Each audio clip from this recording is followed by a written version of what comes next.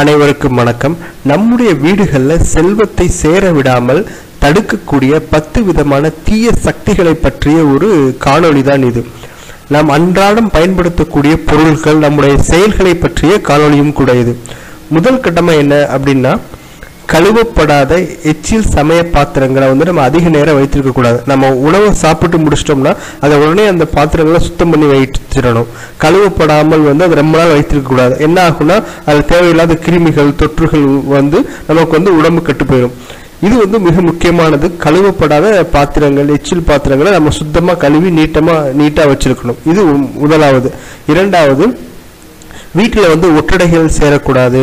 குறிப்பாக நம்முடைய தலைமுடி ஆங்காங்கே கிடைக்கக்கூடாது. தலைமுடியோ ஒற்றடைகளோ சேர்ந்தால் அதுவும் நமக்கு தேவையில்லாத உடல் சம்பந்தமாக, அதாவது தோல் சம்பந்தமான நோய்கள் எல்லாம் கொண்டு சேரும். அதனால தலைமுடி, ஒற்றடை போன்ற விஷயங்களை ரொம்ப கேர்ஃபுல்லாக எடுத்து நம்ம அந்த இடத்த சுத்தம் பண்ணி எப்பயுமே வீடு சுத்தமாகவே இருக்கணும். இது இரண்டாவது. மூன்றாவது, சூரியனுடைய மறைவுக்கு பின் வீட்டை பெருக்குவதோ துடைப்பதோ கூடாது. எப்பவுமே நம்முடைய இந்து கலாச்சாரத்துல சூரிய மறைவுக்கு பின்னாடி எந்த நல்ல காரியத்தையும் செய்யக்கூடாதுன்னு சொல்லுவாங்க. அதனால சூரியன் மறைவுக்கு முன்பே நம்ம வீட்டை பெருக்கி சுத்தமா வைத்திருக்கணும். சூரியன் மறைவுக்கு பின் அதை செய்யறதை தவிர்க்கணும்.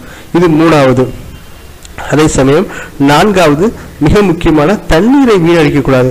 அதாவது தண்ணீரை நம்ம வீட்டில் நம்ம முன்னோர்களே சொல்லுவாங்க, நம்ம தண்ணீரை வீணடிச்சோம்னா நம்ம வீட்டில் இருக்கக்கூடிய மகாலட்சுமியே வெளியில போயிடுற மாதிரி அர்த்தம். அதனால தண்ணீரை நம்ம வீணடிக்க கூடாது. அது குடிக்கிற தண்ணியாக இருந்தாலும் சரி, நம்ம மற்ற விஷயங்களுக்கு பயன்படுத்தக்கூடிய தண்ணீராக இருந்தாலும் சரி, எந்த விதமான தண்ணீரையும் தேவையில்லாம நம்ம வீணடிக்க கூடாது. தண்ணீரை வீணடிச்சோம்னா மகாலட்சுமியை வீட்டை விட்டு போன மாதிரி அர்த்தம்.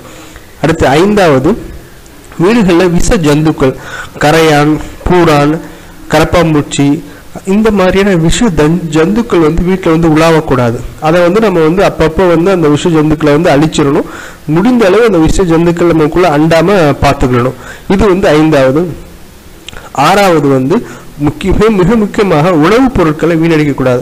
உணவுப் பொருட்களை நம்ம வீணடிச்சோம்னா நம்ம வீட்டில் இருக்கக்கூடிய செல்வம், மகாலட்சுமி வீட்டை விட்டு வெளியில போயிடும் அப்படிங்கிறது நம்முடைய ஐதீகம். அதனால உணவுப் பொருட்களை நம்ம ஏற்கனவே சொன்ன மாதிரி தண்ணீரை வீணடிக்க கூடாதுன்னு சொல்ற மாதிரி உணவுப் பொருட்களை நம்ம வீணடிக்க கூடாது. அது நம்ம முடிந்தா நம்ம மற்றவர்களுக்கு அதை கொடுத்து உதவணும். நம்ம அதிகமாக உணவு பண்ணிட்டோம்னா மற்றவங்களுக்கு அதை கொடுத்து உதவணுமே தவிர உணவுப் பொருட்களை வீணடிக்க கூடாது.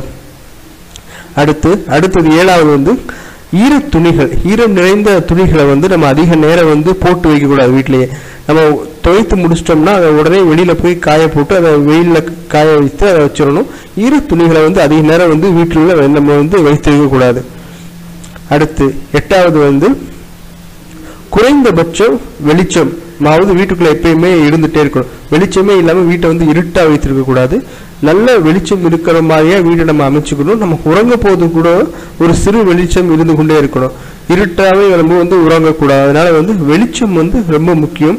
வெளிச்சம் நிறைந்த வீடு பிரகாசமான வீடா இருந்தாதான் நம்முடைய வீடு சுபிட்சமா இருக்கும் அப்படிங்கிறது நம்முடைய ஐதீகம். அதனால வெளிச்சம் நம்ம வீட்டுல எப்பயுமே இருந்து கொண்டே இருக்கணும்.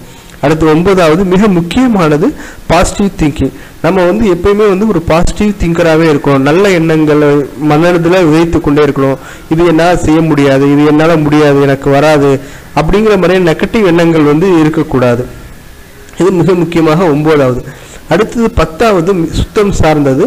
நம்முடைய பூஜை அறைகளை நாமளே சுத்தம் செய்யணும். நம்முடைய படுக்கை அறைகளை நாமளே சுத்தம் செய்யணும்.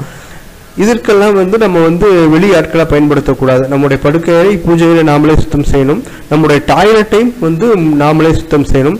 அதே சமயம் வீட்டு வாசல்ல இருக்கக்கூடிய செருப்புகளை, விளக்கமாறெல்லாம் வீட்டு வாசல்ல போட்டு வைக்காம வீட்டு வாசல் பகுதியை மிக சுத்தமா வைத்திருக்கணும்.